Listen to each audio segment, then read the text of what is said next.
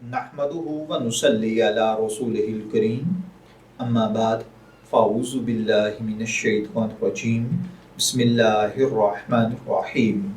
अस्सलामु अलैकुम dear viewers, आपके फेवरेट इंफॉर्मेटिव चैनल शऊर इन्फो से मैं हूं प्रोफेसर शब्बीर अहमद। हमारा आज का टॉपिक है नज़र का गोश्त खाना नज़र मानने वाले के लिए क्या हुक्म रखता है। ये सवाल है, एक भाई ने पूछा कि उन्होंने नज़र का गोश्त माना था कि वो अगर उनका मसला हल हो जाए तो वो एक बकरा नज़र का यानी सदका करेंगे।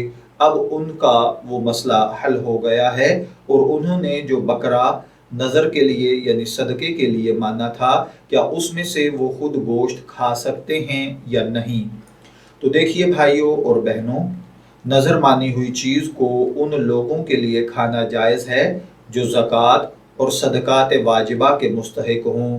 खुद नज़र मानने वाले के लिए और साहिब निसाब शख्स के लिए उसका खाना जायज़ नहीं है।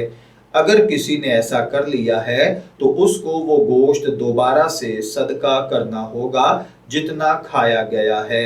मैं दुआगो हूँ कि अल्लाह ताला हमें इन बातों को समझकर इनके मुताबिक अमल करने की तौफीक अता फरमाए। शब्बीर अहमद को इजाज़त दीजिए, फिर हाजिर होंगे किसी नए टॉपिक के साथ। तब तक के लिए अल्लाह हाफिज़।